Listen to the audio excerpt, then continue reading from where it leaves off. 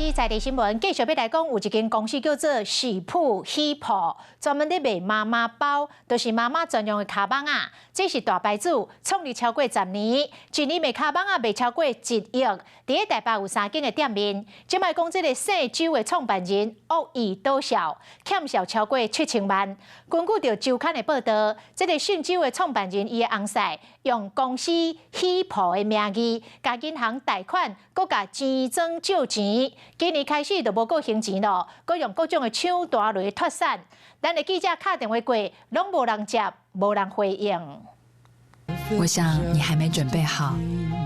他的出现就已经改变了你。用影片来宣传理念，营造出妈妈温柔的形象，打造品牌知名度。这是台湾市占率排第1的妈妈包的品牌喜铺，想要到创办人周小姐去互压了是恶意倒销。喜铺在大台北地区有3间门市，而位在松山区这间门市在上个月遭辞强制命令来搜索，要查扣店内商品来抵债。根据北面的媒体报道，创办人周小姐的翁婿当时嘛是公司的财务长，在咧去年正月用喜铺商标的名义甲银行来贷款，银行认为讲是知名的品牌，嘛有问起先互贷款500万，2个月了后，翁婿又搁摕伫咧南港的豪体来做担保，向银行贷款2000多万，总共2600万的贷款，约定2年爱还好了，不过最后却一直拢无还钱，查落才发现要申请豪体查封，却已经出租，收10年的租金，真侪银行、钱庄也有创投公司拢受害，总金额超过7000万。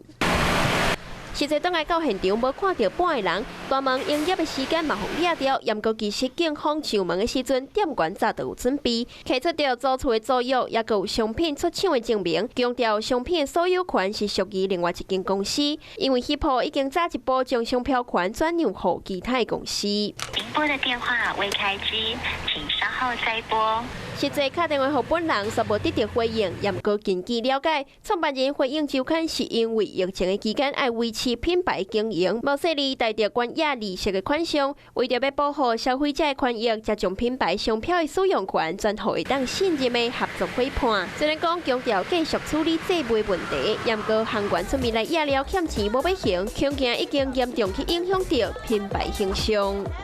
晚间9点，邀请您与世界同步，60分钟掌握全球脉动。World News 9，陈雅玲世界晚报给您崭新视野。